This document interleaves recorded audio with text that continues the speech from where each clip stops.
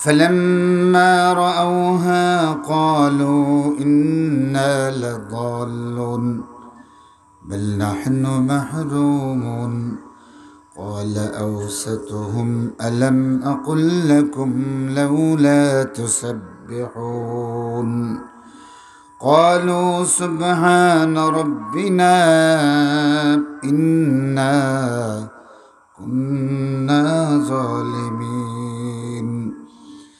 فأقبل بعضهم على بعض يتلاومون قالوا يا ويلنا إنا كنا طاغين عسى ربنا أن يبدلنا خيرا منها إنا إلى ربنا راغبون كذلك العذاب ولعذاب الآخرة أكبر لو كانوا يعلمون إن للمتقين عند ربهم جنات النعيم أفنجعل المسلمين كالمجرمين ما لكم كيف تحكمون وقال النبي صلى الله عليه وسلم لا يؤمن أحدكم حتى أكون أحب إليه من والده وولده والناس أجمعين أو كما قال عليه الصلاة والسلام وقال النبي الأعظم سندي وسند العلماء المحدثين الإيمان بضع وسبعون شعبا فأفضلها قول لا إله إلا الله لا إله إلا الله لا إله إلا الله لا إله إلا الله محمد رسول الله দীনী বিদ্যাপীঠ দারুল হুদা মাদ্রাসার উদ্যোগে আয়োজিত বার্ষিক এনামি জলসার সমাপনী অধিবেশনের মুআজ্জাজ মুকাররম সভাপতি, উপস্থিত উলামা ফুজালা তুলাবা আইম্মা হুফাজ, মুরব্বিয়ানে আজম, শিক্ষক মণ্ডলী, প্রিয় শিক্ষার্থীবৃন্দ, শ্রমিক মজুর ভাইয়েরা, পেশাজীবী বন্ধুগণ, পর্দার আড়ালের সম্মানিতা মা ও বোনেরা, আসুন আমরা হৃদয়ের সকল আবেগ উজাড় করে কৃতজ্ঞ চিত্তে কালিমাতুশ শুকর আদায় করি সেই মহান সত্তার, যিনি আকাশ এবং জমিনের মালিক, যিনি এই করোনা আপদকালেও সমস্ত ভয় উপেক্ষা করে আল্লাহর মহব্বতে, তার নবীর মহব্বতে একদিনই মজলিসে শরীক হতে পেরেছি। এই তৌফিক যিনি দিয়েছেন তিনি কে? একটু জোরে বলেন, তিনি কে? আল্লাহ। তার সমকক্ষ কেউ আছে? তার সঙ্গে কারো মিসাল হয়? তার কোনো নজির আছে? নাই। তিনি এক এবং একক। তিনি রহমান, তিনি রহিম, তিনি জব্বার, তিনি খালিক, তিনি সামি, তিনি বাসির, তিনি কাহার, তিনি জব্বার, তিনি মুহাইমিন, তিনি সালাম। তার আছে আরো অনেক সুন্দর সুন্দর নাম। যার জাত এবং সিফাতের সঙ্গে কারো কোনো শরিকানাও নাই, কারো কোনো নজিরও নাই। সুতরাং তিনি যেমন অসীম, তার কৃতজ্ঞতাও হবে তেমনি অসীম, তাই না? তা আমরা সীমিত ভাষা দিয়া সেই অসীম সত্তার কৃতজ্ঞতা আদায় করব, এরকম ভাষা আমাদের নাই, এত কালেমাত আমাদের নাই, এত কালিও আমাদের নাই, এত কলমও আমাদের নাই, এত লম্বা হায়াতও আমাদের নাই। এজন্য তিনি আমাদের প্রতি মেহেরবানি করে তার কৃতজ্ঞতার কালেমা শিক্ষা দিয়েছেন এবং তিনি বলেছেন ওকুলিল হামদুলিল্লাহ, তুমি বলো সমস্ত প্রশংসা আল্লাহর। সুতরাং আল্লাহর শেখানো সেই কালেমাতুর শুকর আদায় করি, সকলে এমন একটা আওয়াজ দিয়ে করব সওয়াবের নিয়তে, অবশ্য সওয়াবের নিয়তে এবং দাওয়াতি উদ্দেশ্যে একটা আওয়াজ দিবেন, যে আওয়াজ গোটা জনপদকে মুখরিত করে। সকলে পড়ুন আলহামদুলিল্লাহ। মুআজ্জাজ হাজিরিন, আমি আপনাদের সামনে সূরাতুল কালামের থেকে তেলাওয়াত করেছি। আল্লাহ চাহে তো এর আলোকে কিছু কথা বলবো ইনশাআল্লাহ। ওমা তৌফিকি ইল্লা বিল্লাহ, আলাইহি তাওয়াক্কালতু ওয়া ইলাইহি উনীব। এই সূরাটি মক্কি সূরা, 29 পারার দ্বিতীয় সূরা। সূরাটি শুরু হয়েছে একটি মাত্র অক্ষর নুন দিয়া। এরকম কোরআনে হাকিমে আরো 2টি সূরা আছে। একটা হলো সূরাতু সাদ, আর একটা হলো সূরাতু কফ। সূরা সাদ আল্লাহ শুরু করেছেন সাদ আল কোরআনি জিকির, উপদেশওয়ালা কোরআনের কসম। সাদ বলে আল্লাহ শুরু করেছেন, এরপরে উপদেশ বিশিষ্ট কোরআনের কসম করেছেন। তারপরে সূরা কফ আল্লাহ শুরু করেছেন কফ ওয়াল কুরআনিল মাজিদ, মর্যাদাবান কোরআনের কসম। শুরু করেছেন কি দিয়া? কফ দিয়া।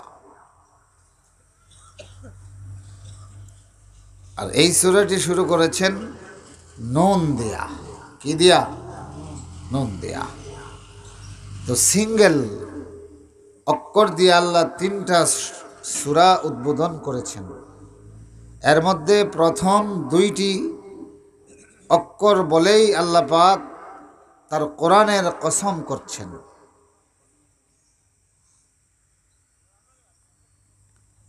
আর এই সূরাটিও আল্লাহ পাক নুন দিয়া শুরু করে কলমের কসম করেছেন। কিসের কসম? কলমের কসম।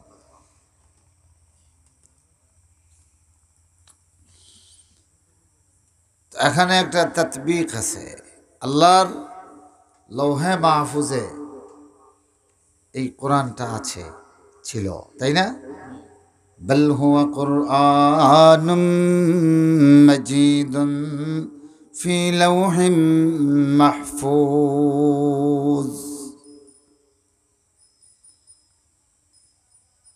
আল্লাহর লৌহে কলম,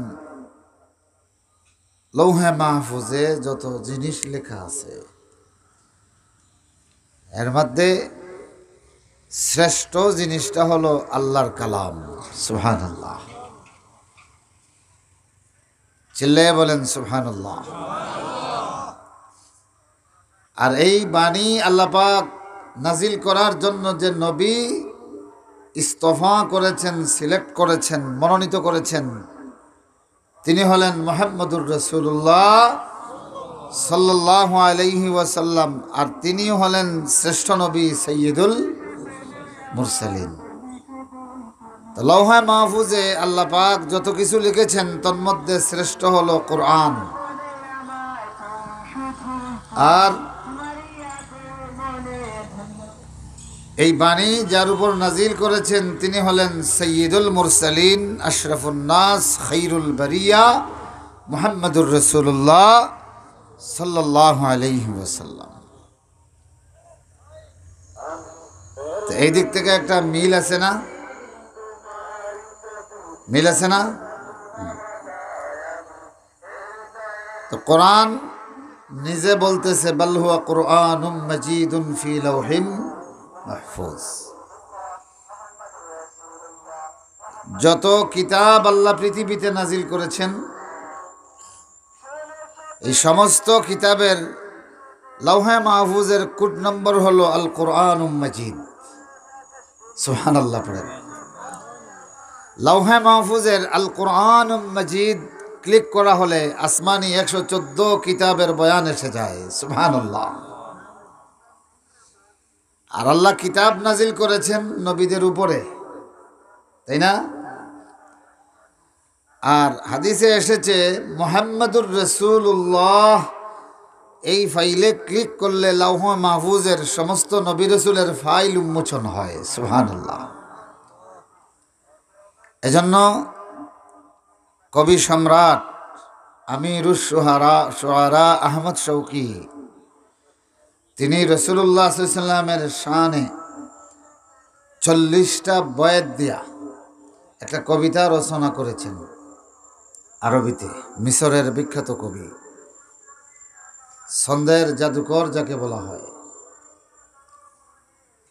তো তিনি 40টা আবিয়াত দিয়া রাসূলুল্লাহ সাল্লাল্লাহু আলাইহি ওয়াসাল্লামের শানে একটা কবিতা রচনা করেছেন।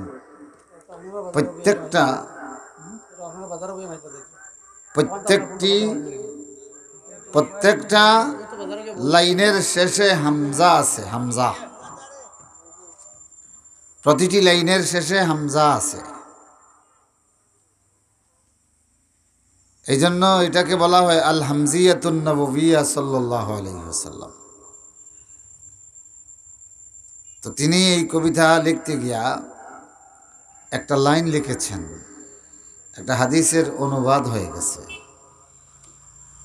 নজিমাত আসামিউর রাসূল ওহিয়া সহিফাতুন ফিল লাওহি ইসমু তাহা তুগরাউ।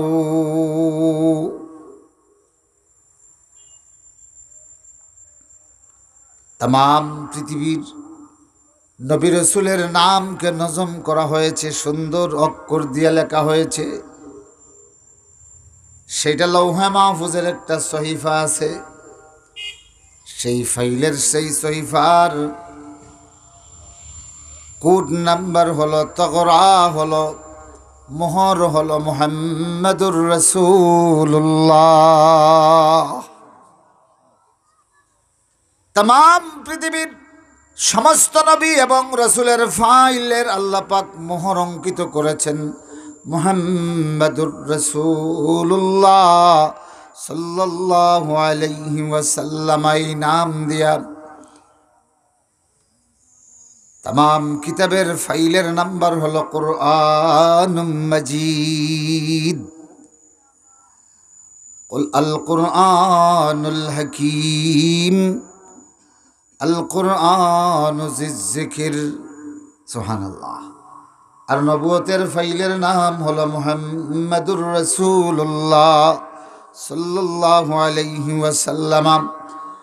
যার কারণে মুহাম্মাদুর রাসূলুল্লাহ সাল্লাল্লাহু আলাইহি ওয়াসাল্লামের নবুয়তের এলান হয়ে যাওয়ার পরে কিয়ামত পর্যন্ত আর নতুন নবী আগমনের ধারা আল্লাহ বন্ধ করে দিয়েছেন।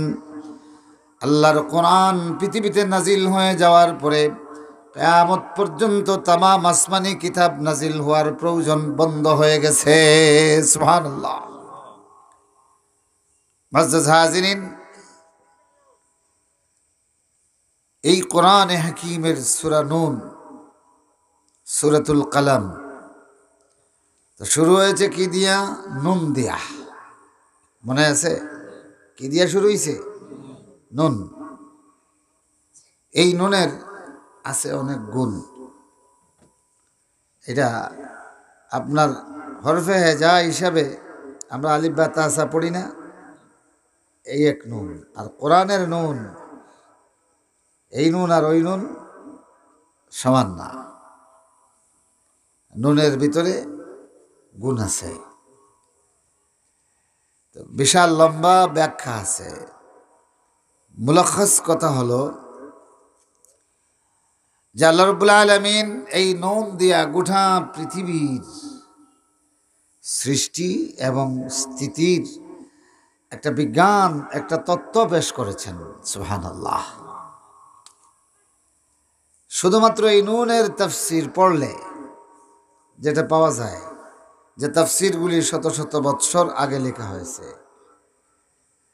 তো এই নুনের তাফসীর পড়ে আমি দেখলাম যে নৃবিজ্ঞান, ভূবিজ্ঞানে তাম পৃথিবীর কিয়ামত পর্যন্ত যত বিজ্ঞানী আসবে সকলে আল্লাহর কোরআনের এই মুফাসসিরদের কাছে ঋণী। সুবহানাল্লাহ, সুবহানাল্লাহি ওয়া বিহামদিহি, সুবহানাল্লাহিল আযীম। এই দুনিয়ার আধুনিক বিজ্ঞানীরা পৃথিবীর মাটির বিভিন্ন স্তর নিয়ে গবেষণা করে আর নিজেকে মনে করে অনেক কিছু জানে। মোল্লা মৌলবীরা এরা কিছুই জানে না। তা আমি একটা হিসাব করে দেখলাম, এই পর্যন্ত ভূবিজ্ঞানের যত থিওরি, যত বিজ্ঞান তারা পেশ করেছে, আল্লাহর নুনের সমানও এখনো হয় নাই। ও দুনিয়ার বিজ্ঞানীগুলি, ও দুনিয়ার ভূবিজ্ঞানীগুলি, ও মহাকাশ বিজ্ঞানীগুলি, সামান্য জ্ঞানের বড়াই করো তোমরা, মুসলমানদেরকে মনে করো এরা কিছুই জানে না। আল্লাহ রাব্বুল আলামিন যেই কিতাব দিয়েছেন সূরা নূন পড়িয়া দেখো, এই সূরা নূনের তাফসীর পড়বে, তোর বিজ্ঞান পৃথিবীর উপরিভাগ নিয়ে যা গবেষণা করে আল্লাহর সূরা নূন গোটা দুনিয়ার তাফসীর এবং বিজ্ঞান তোর সামনে পেশ করে দেয়। নূন, এই ব্যাপারে রাসূলুল্লাহ সাল্লাল্লাহু আলাইহি ওয়াসাল্লাম থেকে একটা রিওয়ায়াত আছে। নুন কি? নুন আই হুত। নুন হলো একটা মাছ, একটা কি মাছ। এটা আপনার হাওড়ের মাছ না, নদীর মাছ না। আল্লাহ পাক এক ফেরেশতাকে মাছের সুরতে রাখলেন। কেউ বলতেছেন এই নুন হলো পৃথিবী ধারণ করার একটা পাত্র, আল্লাহর এক ফেরেশতা। তো পৃথিবীটারে এই নুনের উপর আল্লাহ রাখছেন। কিসের উপরে? নুনের উপরে। পৃথিবী অস্থির চিত্ত, ব্যালেন্স নাই। আল্লাহ রাব্বুল আলামিন যখন এই নুনের উপরে রাখলেন তখন পৃথিবীটা স্থাপিত হলো, কিন্তু ঘূর্ণায়ন অবস্থার বিরতি হয় না।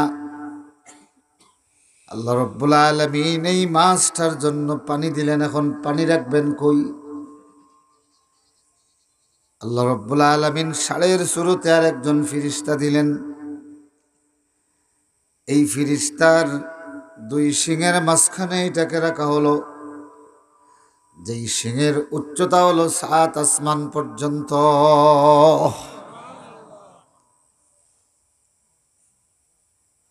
খারক দেখাও গোবান্দি ঠাকুর ছিল না। এ দুনিয়ার বিজ্ঞানীগুলি স্থির দুনিয়াতে আল্লাহ রাব্বুল আলামিন তোমার এই স্থির মস্তিষ্কে অনেক কিছু গবেষণা করার সুযোগ দিছে। যার দুনিয়াতে আছো আল্লাহর নুনের উপরে, আল্লাহর নুনের উপরে তোর গোটা দুনিয়া। সুবহানাল্লাহ।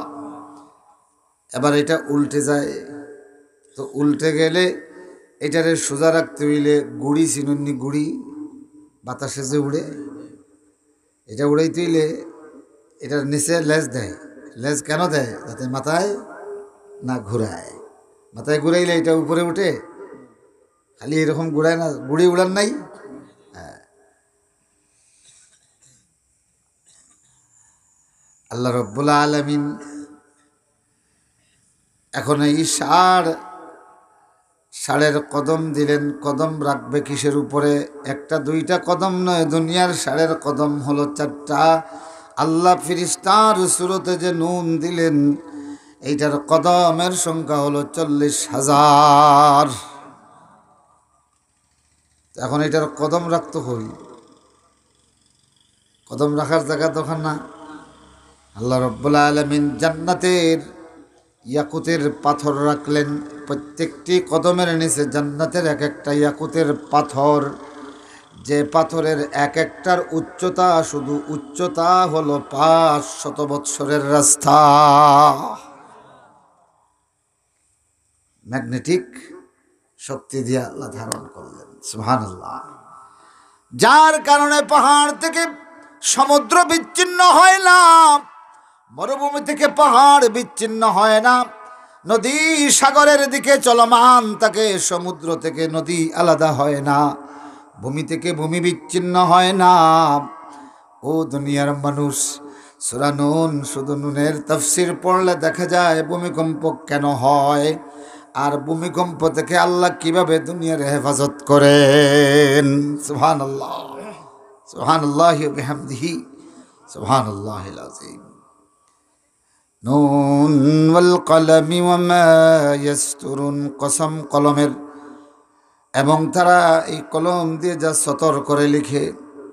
মা আনতা বিনিআমাতি রাব্বিকা বিমাজনুন, ও নবীজি, আপনার রবের নেয়ামত নবুয়ত পাওয়ার কারণে আপনি পাগল নয়। মক্কার কাফেররা আল্লাহ রসুলকে ব্যঙ্গ করত পাগল বলে। কি বলে? পাগল বলে। তবে তারা রসুল্লাহকে ব্যঙ্গ করত কথা দ্বারা, কিন্তু চিত্র দ্বারা নয়। কথা বুঝেছেন? কি দ্বারা নয়? চিত্র দ্বারা। আর এখন রসুল্লাহকে ব্যঙ্গ করে চিত্র দিয়া। নাউজুবিল্লাহ পড়েন। কি দিয়া করে? চিত্র দিয়া। আগের আবু জেহেল দেখছে, এখনকার আবু জেহেলের উন্নতি হয়েছে না অবনতি হয়েছে? কথা বলেন না, উন্নতি না অবনতি? জাহালতির উন্নতি হয়েছে, অগ্রগতি হয়েছে। তো আবু জেহেলের উন্নতি হচ্ছে, আর আবু বকরদের যদি অবনতি হয় তাইলে চলবে? ব্যালেন্স হবে? কথা বলেন, ব্যালেন্স হবে? তো প্রশ্ন হলো, এরা ব্যঙ্গ করত কথা দ্বারা, আর এরা ব্যঙ্গ চিত্র করে। এরা ব্যঙ্গ চিত্র করত কেন করে নাই? আল্লাহ রসুল তখন এই সমাজে সশরীরে মওজুদ ছিলেন, তাই না? তো আল্লাহ রসুল যেখানে মওজুদ আছেন, সেখানে যদি তার চিত্রকে তারা ব্যঙ্গ করে প্রকাশ করত, তাইলে এইটা আরো বেশি তাদের বিরুদ্ধে হিতে বিপরীত হতো, ঠিক না? কারণ চিত্রটা যখন ব্যঙ্গ করত, আবার যে মানুষ আল্লাহ রসুল দেখে নাই, সে যখন বলতো যে এমন ভয়াবহ সুরতের মানুষটা একবার দেখে যাই, তো রসুলুল্লাহর সামনে যাওয়ার পরে তার অবস্থা কি হইতো? সুবহানাল্লাহ বলেন, সুবহানাল্লাহ। सूरत यूसुफ बेदारी हिकमत लुकमान मा, सूरत यूसुफ बेदारी हिकमत लुकमान मा, कारी कुरान बारी ए दिले शादमान मा। सुभानअल्लाह। यूसुफ अलैहिस सालामेर सुनते तमाम मिस्রের মানুষগুলি আশ্চর্যান্বিত হয়ে গিয়েছিল। মুহাম্মদুর রাসূলুল্লাহ সাল্লাল্লাহু আলাইহি ওয়াসাল্লামের সামনে হাজারো ইউসুফ রাখলে এইগুলি মনে হবে তারকা, মুহাম্মদুর রাসূলুল্লাহকে মনে হবে পূর্ণিমার চাঁদ। আয়েশা সিদ্দিকা রাদিয়াল্লাহু তাআলা না বলেন, ঘরের ভিতরে যখন আবসান ধার থাকতো, এই অন্ধকারে রহমতুল্লিল আলামিন সাল্লাল্লাহু আলাইহি ওয়াসাল্লাম যখন চাদর খুলে বসতেন, আল্লাহ রসুলের চেহারা থেকে এমন একটা বায়াদ, এমন একটা নূর, এমন একটা হাসান, সুবহানাল্লাহ। আল্লাহ রসুলের চামড়া থেকে একটা বায়াদ, একটা শুভ্রতা বের হতো। আল্লাহ রসুলের চামড়া থেকে একটা নূর চমক দিত। আল্লাহ রসুলের চামড়া থেকে একটা আহসান হাসানুন সৌন্দর্য বের হতো, যে অন্ধকারে আমি শুয়ের ফাঁক দিয়া সুতা ঢুকাইয়ে দিতে পারতাম। সুবহানাল্লাহ, সুবহানাল্লাহি ওয়া বিহামদিহি, সুবহানাল্লাহিল আযীম। ও ভাইরা আমার, এরা ব্যঙ্গচিত্র করে নাই, রাসূলুল্লাহকে ব্যঙ্গ করেছে, ব্যঙ্গচিত্র করে নাই। তারা জানতো রহমাতুল লিল আলামিন মুহাম্মদ ইবনে আব্দুল্লাহ। শৈশবে তার চেহারার দিকে একবার যে মা তাকিয়েছে, তাম দুনিয়া ভরা সন্তানের কথা ভুলে গিয়ে তামান্না করতো, আহারে সারা দুনিয়ার শিশু আমার কুলে না হইয়া মুহাম্মদ ইবনে আব্দুল্লাহর মতো একটা পুত্র সন্তানের জননী হলে আমার কুল ধন্য হয়ে যেত। ও বন্ধুগুলি আমার, কিশোর মুহাম্মদুর রাসূলুল্লাহ সাল্লাল্লাহু আলাইহি ওয়াসাল্লাম যখন রাস্তা দিয়ে হাঁটতেন, অপরিচিত কোনো মানুষ যখন একবার আল্লাহর রসুলের দিকে, শিশু মুহাম্মদের দিকে তাকাইতো, ডানে বামে চলা ভুলে গিয়া তন্ময় হইয়া রসুলুল্লাহর দিকে শুধু তাকাইতো। সুবহানাল্লাহ। যুবক মুহাম্মদুর রাসূলুল্লাহ সাল্লাল্লাহু আলাইহি ওয়াসাল্লাম যখন শত শত যুবকের ভিড়ে হাঁটতেন, তাম পৃথিবীর দৃষ্টিগুলি সব যুবক থেকে আলাদা হইয়া মুহাম্মদুর রাসূলুল্লাহর দিকে যাইত। আল্লাহু আকবার। আমার ভাইরা, আমার বন্ধুরা, আল্লাহ রসুলের একজন সাহাবী, তিনি বলেন, আমরা দূর থেকে এসেছি, অনেক দূর থেকে হজের তীর্থযাত্রা এসেছি, মিনায় আমাদের অবস্থান। আমাদের কাফেলার সামনে গিয়া একজন মানুষ, তিনি বলছেন, ও অমুক কাফেলার মানুষ, আমি শেষ জামানার নবী মুহাম্মদ ইবনে আব্দুল্লাহ। আমার কওমের মানুষগুলি আমাকে বড় যন্ত্রণা দেয়, তোমরা চাইলে আমাকে নিতে পারো, আমি তোমাদের কাছে আশ্রয় চাই। আল্লাহর কসম, আমি তোমাদের কোনো ক্ষতি করব না, তোমাদেরকে কোনো ডিস্টার্ব করব না, শুধু তোমাদের আমাকে জানের নিরাপত্তা দিবি। এই লোকটা যখন আমাদের কাছে আসলো আর কালেমার দাওয়াত দিল, সমস্ত মানুষগুলি আমরা তন্ময় হইয়া তার চেহারায় আনোয়ারের দিকে তাকাইলাম। বারবার তার চেহারার দিকে তাকাই আর মনে মনে বলি, আহারে আল্লাহর পৃথিবীতে মানুষ এত সুন্দর হতে পারে, এই লোকটারে না দেখলে বোঝা যায় না। এই জন্য এরা রাসূলুল্লাহর ব্যঙ্গচিত্র করে নাই। আর আজকের যুগের এই, আগে ছিল আবু জেহেল আর এগুলো আবু জাহাল, এগুলি হলো আবু জাহাল, সুপারলেটিভ ডিগ্রি, বুঝছেন? এটা ছিল জেহেল আর এটা জাহাল, মারাত্মক জাহিল। এগুলি আবু দাজ্জাল, মহাবেজালির অনুসারী। এরা রসুলকে দেখে নাই।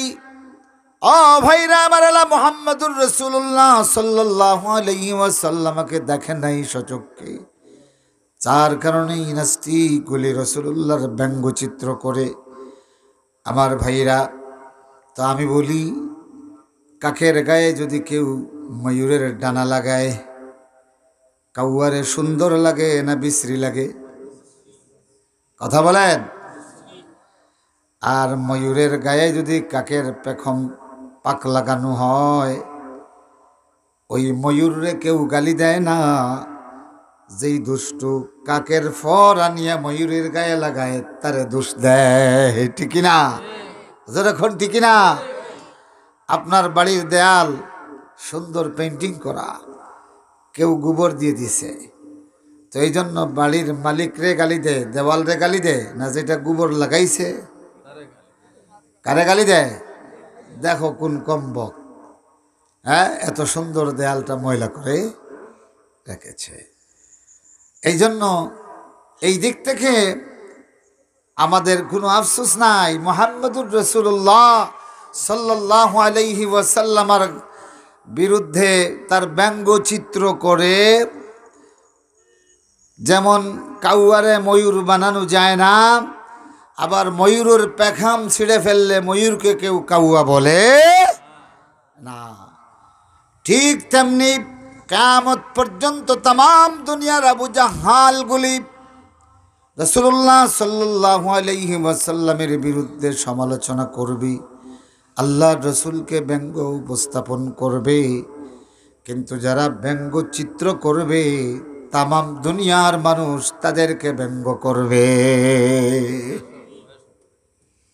ঠিক কিনা? এই ব্যবস্থা আল্লাহ কোরআন শরীফে করে রেখে দিয়েছেন।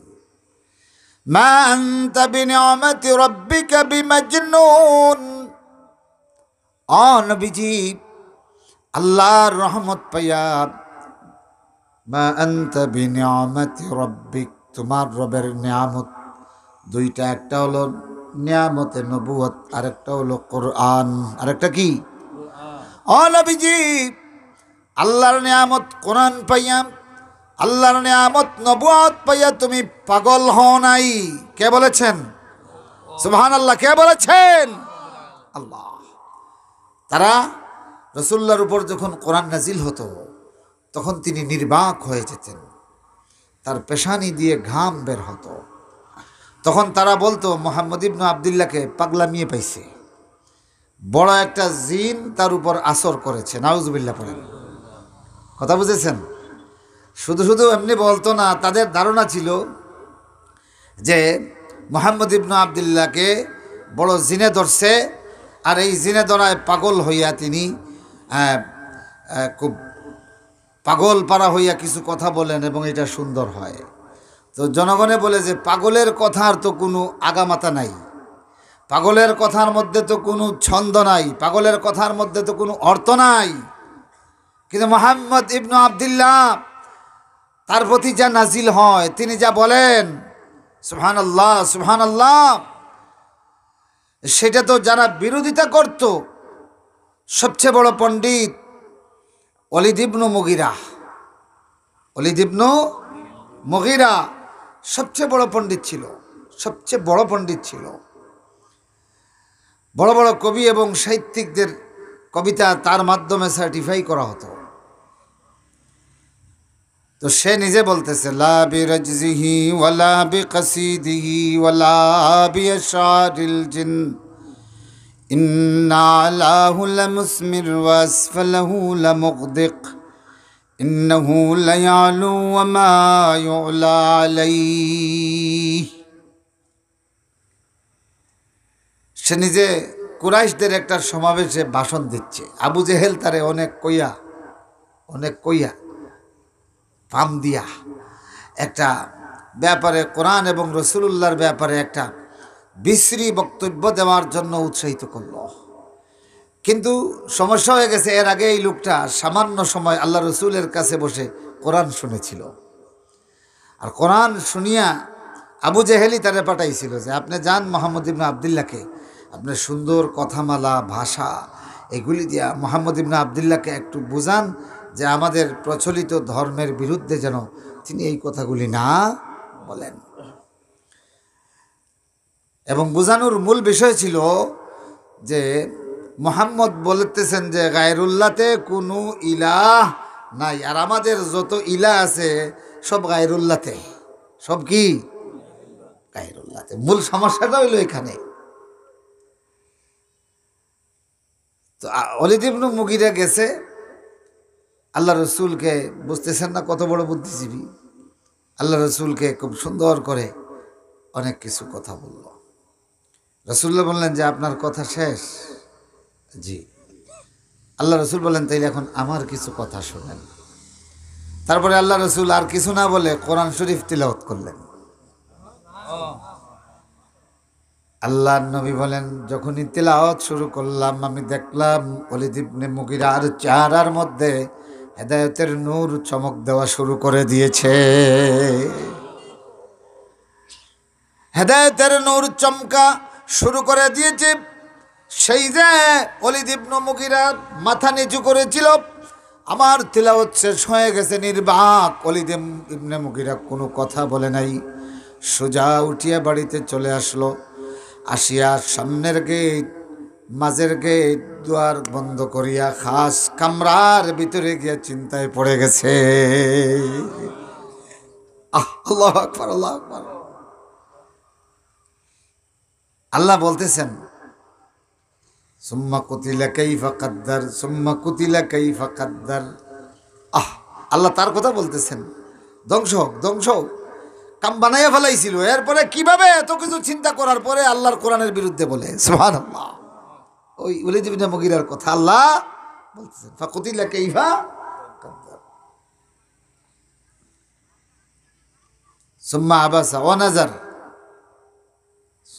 ফাকালা। তারপরে বলল, না না না, এই যে সূরা ইয়েতে মুদ্দাসসিরে, যাই হোক, ওই ওয়ালিদ ইবনে মুগীরার কথা, এই দিনের কথা আল্লাহ বলতেছেন। সুবহানাল্লাহ। আবাসা ওয়াবাসার, ফাক্কারা ওয়া কাদ্দার, আছে না? ওয়ালিদ ইবনে মুগীরা দরজা বন্ধ, দীর্ঘক্ষণ অপেক্ষা করে আবু জেহেল খোঁজ নিয়ে জানে যারে পাঠাইছিলাম ভূত তাড়াইতে তার গায়ে ভূত লাগার সম্ভাবনা। এবার দৌড়ে এসেছে বিশাল জম্মে গাফির কুরাইশদের একটা বিশাল কাফেলা। এসে বলতেছে, ওয়ালিদ ইবনে মুগীরা, কুরাইশরা তোমার স্টেটমেন্ট নেওয়ার জন্য অপেক্ষা করতেছে। মুহাম্মদ ইবনে আব্দুল্লাহর এই ফিতনা থেকে বাঁচতে চায়। দরজা খুলে ওয়ালিদ ইবনে মুগীরা বাহির হইয়া দেখে অনেক অনেক মানুষ তারে সম্ভাষণ জানাইছে। মহানেতা, মহান নেতা, এই কঠিন সময়ে মুহাম্মদ ইবনে আব্দুল্লাহকে প্রতিরোধ করার মতো কিছু দিক নির্দেশনা দিন, বুদ্ধি দিন। তখন ওয়ালিদ ইবনে মুগীরা একটা ভাষণ দিয়েছে, শুনবেন। এটা কোনো কিসসা নয়, সহিহ সনদে বর্ণিত। ওয়ালিদ ইবনে মুগীরা তখন বলল, ইয়া মাশারা কুরাইশ তা'লামুন আন্নী আ'লামু মিনকুম বিশ-শি'র, তোমরা জানো কবিতার ব্যাপারে আমি সবচেয়ে বড় পণ্ডিত তোমাদের মধ্যে। তোমরা মুহাম্মদ ইবনে আব্দুল্লাহকে পাগল বলো। ফাহাল রাআইতুমুহু ইয়াখনুক, তবে মুহাম্মদ ইবনে আব্দুল্লাহরে কোনোদিন পাগলামি বকতে শুনছো নাকি? তারা বলে আল্লাহুম্মা লা। তারা কি বলে? আল্লাহুম্মা। ও দুনিয়ার বেঈমানগুলি, তোমাদের উত্তরসূরি, তোমাদের পূর্বসূরি যেই কাফিরগুলি আমার নবী দেখেছে, তোমাদের মহাগণ, তোমাদের সবচেয়ে বড় বুদ্ধিজীবী ওয়ালিদ ইবনে মুগীরা মুহাম্মদুর রাসূলুল্লাহকে সচক্ষে দেখেছে এবং সে নিজে প্রশ্ন করে কুরাইশদের কাছ থেকে তাকরীর আদায় করেছে। তাকুলুনা আন্না মুহাম্মাদান মাজনুন, এ কুরাইশরা, তোমরা মুহাম্মদ ইবনে আব্দুল্লাহকে পাগল বলছো। ফাহাল রাআইতুমুহু ইয়াখনুক, অথচ কোনোদিন কি মুহাম্মদ ইবনে আব্দুল্লাহকে পাগলামি করতে দেখেছো নাকি, প্রলাপ বকতে দেখেছো নাকি? সেই বুদ্ধিজীবীর সামনে সমস্ত কুরাইশ বলেছে আল্লাহুম্মা লা, আল্লাহর কসম, আল্লাহর কসম, হে আল্লাহ তোমার সাক্ষী রাখি বলতেছি, মুহাম্মদ ইবনে আব্দুল্লাহ কোনোদিন পাগলামি করেন নাই। এ দুনিয়ার জাহিলগুলি, মুহাম্মদুর রাসূলুল্লাহর বিরুদ্ধে কথা বলো, অথচ তোমাদের পূর্বসূরি বুদ্ধিজীবীদের ইতিহাস তোমরা জানো না। তোমরা শিক্ষার বড়াই করো, অথচ তোমাদের পূর্বসূরি সেই মূর্খ বুদ্ধিজীবীগুলি তোমাদের চেয়ে বেশি সচেতন ছিল, ঠিক কিনা? এবার বলল, ইয়া মাশারা কুরাইশ তাকুলুনা আন্না মুহাম্মাদান শাইরুন ফাহাল রাআইতুমুহু ইয়াতাতি শারান কাত্তুন, তোমরা মুহাম্মদ ইবনে আব্দুল্লাহকে কবি বলো, অথচ কোনোদিন কোনো কবির আড্ডায় তারে পাইছনি। তারা বলে আল্লাহুম্মা লা, হে আল্লাহ তোমার সাক্ষী রাখি বলি, না না, মুহাম্মদ ইবনে আব্দুল্লাহকে কোনোদিন সাহিত্যের আড্ডায়, কবিরের আড্ডায় পাই নাই। সুবহানাল্লাহ বলেন। তাকুলুনা আন্না মুহাম্মাদান কাহিনুন ফাহাল রাআইতুমুহু ইয়াতাকাহানু, তোমরা মুহাম্মদ ইবনে আব্দুল্লাহকে গণক বলছো, কোনদিন মুহাম্মদ ইবনে আব্দুল্লাহকে গণার মন্ত্র বলতে শুনেছনি? তারা বলে আল্লাহুম্মা লা। সুবহানাল্লাহ বলেন, সুবহানাল্লাহ। এবার ওলীদ ইবনে মুগীরা বলো, আল্লাহে, আল্লাহর কসম করে বলতেছি, লা বিরাজজিহি ওয়ালা বিকাসকাসিদিহি, লা বিরাজজিহি ওয়ালা বিকাসিদিহি ওয়ালা বিমিন আশারিল জিন, ইন্না আলাহু লামুসমির ওয়া আসফালাহু লামুগদিক ওয়া ইন্নাহু লায়ালু ওয়া মা ইউলা আলাইহি। সুবহানাল্লাহ।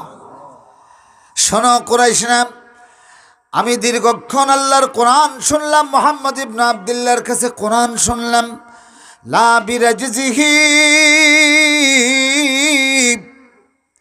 সেই সময় আরবের বিখ্যাত গায়কগুলি উটের সারিবদ্ধ লাইনের ছন্দে ছন্দে তালে তালে এক শ্রেণীর সঙ্গীত বানাইত, যেই সঙ্গীতটা খুবই জনপ্রিয় ছিল। সঙ্গীতের বিভিন্ন তাল আছে না, আছে না? উট যখন চলে দেখবেন খুব ছন্দবদ্ধভাবে লাইন করে চলে। তো এই উটের লাইনের সিরিয়ালের পায়ের ছন্দে ছন্দে মিলাইয়া রাখালরা কিছু গান গাইত, যেটা মরুভূমিতে এক অনুরণ তৈরি করত, সুরের এক মূর্ছনা তৈরি করত, পাহাড়ে অনুরণিত হতো, একটা আবেগ তৈরি হতো। সে বলে, শোনাম, লা বিরাজজিহি ওয়ালা বিকাসিদিহি, এবং লম্বা টানের সুরের কোনো কাসিদা ওইটা নয়। কিছু গান আছে লম্বা লম্বা সুরে বলা হয়, ঠিক না? লা বিকাসিদিহি ওয়ালা বিআশারিল জিন। সেই সময়ে কিছু গায়ক ছিল, এগুলিরে বিশেষ বিশেষ জিনে ভর করত, বুঝছেন? এরা নেশা করত, নেশা করার পরে বিশেষ শ্রেণীর জিন এদের প্রতি আসক্ত ছিল। এই জিনটা তার উপর আসর করত, আর তখন তার গলার সুর হতো চমৎকার, কবিতার ছন্দ হতো খুবই সুন্দর। তো তারা বলতো যে এই জিনে ভর করা কবির কবিতা এবং সঙ্গীতই হলো সবচেয়ে চমৎকার। আর এখনো জিনদের কণ্ঠ ইনসানের কণ্ঠের চেয়ে অনেক সুন্দর। কথা বুঝেছেন? এরা যখন তেলাওয়াত করে তখন খুবই চমৎকার, এরা যখন গান গায় সুরটা হয় খুবই সুন্দর। তো সেই সময়ে এই গায়ক জিনগুলি ভর করত, আর যে মানুষটার গায়ে ভর করত সে খুব সুন্দর করে চমৎকার কণ্ঠে গান গাইতো, যেই গান মানুষের মধ্যে একটা আবেগ তৈরি করত। তো তারা ভাবতো কি যে মুহাম্মদের গায়ে এইরকম কোনো জিনে ভর করে, যার কারণে তিনি যখন পড়েন কোরআন তখন এটা মানুষের কাছে জাদুর মতো কাজ করে। নাউজুবিল্লাহ পড়েন। আমাদের দেশে এইরকম একজন গায়ক ছিল, এর জিনে ভর করত, নেশা করত, আর এই নেশা করে করে গান গাইতো, তার সুরটাও খুব সুন্দর। এই গায়কের নাম শুনছেন? চেনেন? লালন শাহ, ফকির লালন শাহ। যদিও এটারে মুসলমান বলা যায় না, তবে এটা এক্সাম্পল। এটা কি আমি অনেক খোঁজার পরে পাইছি এটারে। একেবারে কুষ্টিয়া শহরে তার ফকির লালন শাহর মাজার আছে। তার হ্যাঁ আড্ডা হয়, বার্ষরিক কি প্রতিদিন আড্ডা হয়, মদ গাঞ্জা আর ইয়ের। যাই হোক, তো কথা হলো এই লালন শাহর গানগুলি দেখবেন ভাষা সুর, ও কি লালন বলে, এই যে একটা সুরের একটা মূর্ছনা আছে না? হ্যাঁ, এই যে কি কি একটা বাড়ির পাশে আর শ্রীনগর সেতায় এক পড়শি বাস করে, আমি একদিনও না দেখিলাম তারে। এই যে সুরের এগুলি এই জিনে ভর করত, আর এই জিনের তাসিরে তার থেকে এই সুরটা বের হতো। যার কারণে দেখবেন লালনের সুর অন্য কোনো সঙ্গীত শিল্পীর সুরের মধ্যে নাই। আমার ভাইরাম, এবার সে বলতেছে লাবি ওলা বিআশারিল জিন,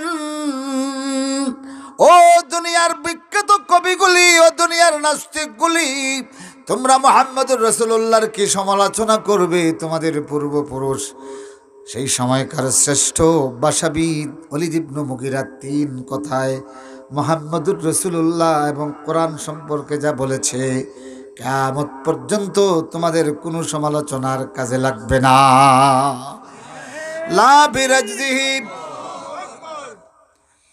লা বিরাজজিহি ওয়ালা বিকসিদিহি ওয়ালা বিআশআরিল জিন ইন্না আল্লাহু লামুসমির। আমি এই কোরআন শুনেছি, এর উপরের দিকে তাকাইলে শুধু ফল পাওয়া যায়। সুবহানাল্লাহ। দুনিয়ার অনেক কবির কবিতার মধ্যে শুধু ভাষা আছে, ছন্দ আছে, আবেগ আছে, কিন্তু ইতরামি, কিন্তু কি ইতরামি আছে। ইমরুল কয়েস পড়িয়া দেখেন, ইতরামিতে ভরা। হ্যাঁ, ওনাইজার সঙ্গে কিভাবে ফষ্টি নষ্টি করছে, নির্দ্বিধায় এটা বলেছে। এগুলি এমনকি বাইতুল্লাহর চাদরে এটা তারা লিখে রাখছে। নাউজুবিল্লাহ।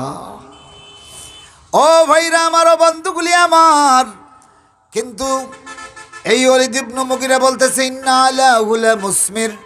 কোরআনের উপরের দিকে তাকাইলে এটা ফলবান, এটা শুধু সুর আর ছন্দ না, মূল্যবান কথা পাওয়া যায়, অর্থবহ কথা পাওয়া যায়, মানুষ হওয়ার মতো বক্তব্য পাওয়া যায়, শান্ত হওয়ার জন্য বক্তব্য পাওয়া যায়, পথ নির্দেশনা পাওয়া যায়, বিজ্ঞান পাওয়া যায়, ইতিহাস পাওয়া যায়, সাহিত্য পাওয়া যায়, দর্শন পাওয়া যায়, হেদায়েত পাওয়া যায়। সুবহানাল্লাহ।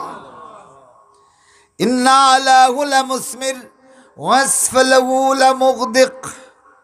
এবং এর শিকড়টা অনেক গভীর, অনেক গভীর, টানাটানি করিয়া উপড়ানো যাবে না। সুবহানাল্লাহ। 2 কথা। কয়টা? উপরে ফলবান, শিকড় অনেক গভীরে। আল্লাহর কোরআন সম্পর্কে 2 বক্তব্য দিয়ে কি বলেছে যে উপরের দিকে তাকাইলে তামাম দুনিয়ার মানুষের হেদায়েত হয়ে যাবে। দুনিয়ার কোনো মানুষ যদি এইটাকে উপড়াতে চায়, টানাটানি করবে, শিকড় তার অনেক গভীরে, এই কোরআনকে শিকড় মুক্ত করা যাবে না। ইন্নাহু লায়ালু। সেই দিন ভাষণে, তাদের ভাষণে ওলীদ ইবনে মুগীরা বলতেছে ইন্নাহু লায়ালু, নিশ্চিত নিশ্চিত অবশ্যই এই কোরআন তামাম পৃথিবীর কথামালার উপরে উঁচু হবে। আল্লাহু আকবার। ওয়া মা ইউলা আলাইহি। কোনো বক্তব্য, কোনো কবিতা, কোনো গল্প, কোনো কিছু এই কোরআনের উপরে ওঠা সম্ভব না। সুবহানাল্লাহ। সুবহানাল্লাহি ওয়া বিহামদিহি সুবহানাল্লাহিল আযীম। ও ভাইরা আমার, আল্লাহ বলেন মা আনতা বিনিআমাতি রাব্বিকা বিমাজনুন। আল্লাহর নিয়ামতের কারণে ও নবীজি আপনি পাগল নয়। وإن لك لأجرا غير ممنون। ও নবীজি, আপনার জন্য আছে অফুরন্ত উজরত। পাগলের কথার কোনো উজরত হয় না, পাগলের কাজের কোনো উজরত হয় না, কিন্তু নবীজি আপনার কাজের জন্য অফুরন্ত উজরত আছে। ওয়াইন্নাকা লাআলা খুলুকিন আযীম। আপনি মহান চরিত্রের উপর অধিষ্ঠিত। সুবহানাল্লাহ। আমার ভাইরা, এরা বলল পাগল। আল্লাহ সূরা কালাম নাজিল করে এমন বয়ান পেশ করলেন, কিয়ামত পর্যন্ত আল্লাহ রসুলের তারিফ করা হয়, ঠিক কিনা? আর যারা আল্লাহ রসুলকে পাগল বলতো, সেই আবু জেহেলের বংশ পরিচয় দেওয়ার মতো মানুষ এখন নাই। আসেনি? কথা বলেন, আছে? আবুল হেকম তার নাম। কোনো মানুষ কি আবু জেহেলের উত্তরসূরি, আবু জেহেলের বংশধর দাবি করে? দাবি করে না। আস ইবনে ওয়াইলের বংশধর দাবি করে না। ওলীদ ইবনে মুগীরার বংশধর দাবি করে না। আল্লাহ বলেন ওয়াইন্নাকা লাআলা খুলুকিন আযীম। ও নবী, আপনি মহান চরিত্রের উপর অধিষ্ঠিত। এই আলোচনাটা এই জন্য করছি, ইদানিং দেশে দেশে আল্লাহ রসুলের বিরুদ্ধে পরিকল্পিতভাবে ব্যঙ্গচিত্র প্রকাশনা করে মুসলমানদেরকে আঘাত করা হচ্ছে, তাই না? আঘাত করা হচ্ছে, আমরা প্রতিবাদ করছি। আমার ভাইরা, এটা অত্যন্ত পরিকল্পিত একটা ব্যাপার, এদের দীর্ঘদিনের একটা ষড়যন্ত্র হলো এটা। কিন্তু তাদের এই পরিকল্পনার পিছনে অর্থায়ন করতেছে পৃথিবীর ইহুদিরা। এরা সেই সময় এইটা করত। রাসূলুল্লাহ সাল্লাল্লাহু আলাইহি ওয়াসাল্লামের বিরুদ্ধে হেজা করেছিল একজন, আল্লাহ রসুল তার রক্ত হালাল করে দিলেন। পরে অবস্থা এমন হলো, এই লোকটা রাতের আধারেও জমিনে কোথাও নিরাপদ জায়গা খুঁজে পায় না। আল্লাহু আকবার, আল্লাহু আকবার। আল্লাহ রসুলের বিরুদ্ধে যারা কুৎসা রটনা করে, শরীয়তের ফয়সালা হলো একটাই, সে মুমিন হোক কাফের হোক, অন্যান্য অপরাধের জন্য তাকে তওবার দিকে সুযোগ দেওয়া হয়, কিন্তু রাসূলুল্লাহকে গালি দিলে তাকে আর তওবার সুযোগ দেওয়া হয় না। এটা শরীয়তের রায়। তার মৃত্যুদণ্ড, তার কি মৃত্যুদণ্ড। এবং এর নজির রাসূলুল্লাহর সময় এটা আছে। আল্লাহ রসুলের একজন সাহাবী, তার একজন কৃতদাসী ছিলেন, যদিও কৃতদাসী, কিন্তু এই কৃতদাসীর গর্ভে তার 2টা সন্তান ছিল, মণিমুক্তার মতো ফুটন্ত 2টা বাচ্চা ছিল। উম্মে ওয়ালাদ, বাচ্চার মা। স্বাভাবিক কারণে এই কৃতদাসীর একটা মর্যাদা তার কাছে আছে, তার বাচ্চার মা হিসেবে। কিন্তু ঘটনাক্রমে এই কৃতদাসীটা আল্লাহ রসুলকে বিভিন্ন সময় কটাক্ষ করত। তিনি তার অত্যন্ত প্রিয়, তার অত্যন্ত ভালোবাসার পাত্র এই কৃতদাসীকে বারবার তিনি বুঝাতেন, কখনো ধমক দিতেন, কখনো শাসন করতেন, কিন্তু কোনো কাজ হয় নাই। একদিন রাতে এই মহিলা আল্লাহ রসুলকে এইভাবে কটাক্ষ করছে। তখন এই সাহাবী বলতেছেন যে আমি পাশেই একটা কুঠার এটা নিলাম, নিয়ে সরাসরি একেবারে কলিজার নিচ থেকে পেটের মধ্যে বসাইয়ে দিলাম। শুধু বসাইয়া নয়, এখান থেকে ছিঁড়ে একেবারে নাভি পর্যন্ত বাহির করে দিলাম। যতক্ষণ পর্যন্ত তার ধড়ে প্রাণ ছিল ততক্ষণ আমি কুঠারটা বাহির করিনি। আল্লাহ রসুলের কাছে উপস্থিত হয়ে আল্লাহ রসুলের সাহাবী বলেন, ইয়া রাসূলুল্লাহ, বারবার আমি তাকে ধমক দিয়েছি, শাসন করেছি, প্রতিবাদ করেছি, তাকে নসিহত করেছি আপনার বিরুদ্ধে অপমানজনক ভাষা ব্যবহার করে। ইয়া রাসূলুল্লাহ, এখন আমি নিজে তারে হত্যা করেছি বিনা বিচারে। সুবহানাল্লাহ। আল্লাহ রসুল বলেন, হাদারা দামুহাম, তার রক্তের বদলা বাতিল করে দেওয়া হলো। আল্লাহু আকবার। এই হত্যার কোনো বিচার নাই, যা হয়েছে এটাই মৃত্যুদণ্ড কার্যকরী হয়েছে, এটাই বিচার। আল্লাহু আকবার। দুনিয়ার কাফিরগুলি, বর্তমান দুনিয়ার দুর্বল ইমানদার মুমিনগুলিকে তোমরা ভাবতেছো এরা ভেড়ার বাচ্চা হয়ে গেছে, শ্রীগালের বাচ্চা হয়ে গেছে। এরা সেই সে জাতি, প্রয়োজনে আল্লাহ রসুলের হয়ে আল্লাহ রসুলের মহব্বতে আপন সন্তানকে বিসর্জন দিতে পারে। আল্লাহ রসুলকে এরা বিসর্জন দেয় নাই। নিজের বাবার ভিটা চাড়িয়া ফকির হইয়া মদিনায় মুহাজির হয়েছে, আল্লাহ রসুলকে ছেড়ে দেয় নাই। মুহাম্মদুর রাসূলুল্লাহর জন্য তামাম দুনিয়ার বিরোধিতার চ্যালেঞ্জ মদিনার মানুষ গ্রহণ করেছে, আল্লাহ রসুলকে তারা ছেড়ে দেয় নাই। আপন সন্তানের জননী কৃতদাসী হত্যা করতে পেরেছে, আল্লাহ রসুলের অপমান মুসলমান সহ্য করে নাই। আমার ভাইরা, আমার বন্ধুরা, কাব বিন আশরাফ আল্লাহ রসুলের বিরুদ্ধে এইভাবে কুৎসা রটনা করেছিল। রাসূলুল্লাহ সাল্লাল্লাহু আলাইহি ওয়াসাল্লাম শুধু আফসোস করেছিলেন, মাত্র 3 জন সাহাবী অর্ধরজনী পূর্ণিমার 4টা পশ্চিম আকাশে হেলে যাওয়ার আগেই এই বেঈমানের লাশ তার বাড়িতে রেখে কুয়ার মধ্যে ফেলে দিয়েছে। আল্লাহু আকবার। আমার ভাইরা, আমার বন্ধুরা, রাসূলুল্লাহ সাল্লাল্লাহু আলাইহি ওয়াসাল্লামের সম্মান কে দিয়েছেন? ছেলে বলেন, কে দিয়েছেন? আল্লাহ। আল্লাহ বলতেছেন, তারা বলতেছে মুহাম্মদুর রাসূলুল্লাহ ফিতনাগ্রস্ত। ফাসাতালামুন, তারা শিগগির জানবে আইয়ুকুমুল মাফতুন, ফিতনার মধ্যে কে। সারা দুনিয়ার ইতিহাস, দুনিয়ার সমস্ত ইতিহাস এখন প্রমাণ করে মুহাম্মদুর রাসূলুল্লাহ ছিলেন সমাজ সংস্কারক, মুহাম্মদুর রাসূলুল্লাহ ছিলেন বিপ্লবী, মুহাম্মদুর রাসূলুল্লাহ ছিলেন মানবতাবাদী, মুহাম্মদুর রাসূলুল্লাহ ছিলেন শান্তিপ্রিয়, মুহাম্মদুর রাসূলুল্লাহ ছিলেন স্বাধীনতাপ্রিয়। আর এরা ছিল বিদ্রোহী, এরা ছিল বিশৃঙ্খল, এরা ছিল ফিতনাগ্রস্ত। ঠিক না আমার ভাইরা? তারা যেইভাবে আল্লাহ রসুলকে প্রতিরোধ করেছে, ইতিহাসের পাতায় এইটা বর্বরতা, অসভ্যতা হিসাবে চিহ্নিত হয়েছে। ঠিক না? কিন্তু মুহাম্মদুর রাসূলুল্লাহ মদিনার সনদের মাধ্যমে একটা স্টেট প্রতিষ্ঠা করলেন। এরপরে এই স্টেট অর্ধ পৃথিবীব্যাপী, সমস্ত অর্ধ পৃথিবীতে এইটা ঝাঁক জমক এবং আধিপত্যের সহিত শাসন করলো।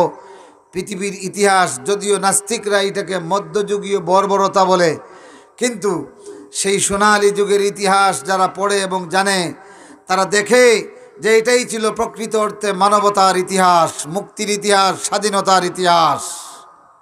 ঠিক না আমার ভাইরা? আজকে ধর্মীয় স্বাধীনতার কথা বলা হয়, কিন্তু রাষ্ট্রীয়ভাবে অন্য ধর্মের উপর আঘাত হয়। ঠিক না? ছেলে বলেন ঠিক না? আজ পর্যন্ত খ্রিস্টানদের সঙ্গে অনেক লড়াই হয়েছে, কিন্তু কোনো মুসলমান ঈসা আলাইহিস সালামকে গালি দিছে? কথা বলেন, গালি দিছে? ইহুদিদের সঙ্গে মুসলমানের চির লড়াই চলতেছে, কিন্তু মুসা আলাইহিস সালামকে গালি দিয়েছে? ইয়াহইয়া আলাইহিস সালামকে গালি দিয়েছে? কোনো মুসলমান কোনো নবী রাসূলকে গালি দেয় নাই। আমার ভাইরা, আমাদের প্রতিবেশী রাষ্ট্র ভারত, এই রাষ্ট্রে রাষ্ট্রীয় উদ্যোগে মসজিদ ভেঙে দেওয়া হয়েছে। চিল্লায়ে বলেন ঠিক কিনা? রাষ্ট্রীয় উদ্যোগে মসজিদ ভেঙে দেওয়া হয়েছে। বাবরি মসজিদকে ভেঙে দেওয়া হয়েছে, এখানে নাকি রাম মন্দির। তাদেরই দার্শনিক বিজ্ঞানীদের গবেষণায় বেরিয়ে এসেছে এখানে কোনোদিন মন্দির ছিল না। আমার ভাইরা, খুব খেয়াল করে শুনবেন, ভারতে রাষ্ট্রযন্ত্রের সর্বোচ্চ আদালত ব্যবহার করে আল্লাহর ঘর মসজিদ ভেঙে দেওয়া হয়েছে। ঠিক না? এরা ভাবতেছে এক বাবরি মসজিদ ভেঙে দিলেই মনে হয় আজান বন্ধ হয়ে যাবে। সম্ভব? এক বাবরি মসজিদ ভেঙে দিয়ে এখানে শত মন্দির প্রতিষ্ঠা করার পরেও আল্লাহর ঘর মিনার থেকে যে তাকবীর ধ্বনি ভারতবর্ষে শুরু হয়েছিল, আমার ভাইরা, মসজিদের মিনার গড়িয়ে দেওয়া যেতে পারে, আল্লাহর তাকবীরের আওয়াজ বন্ধ করা যাবে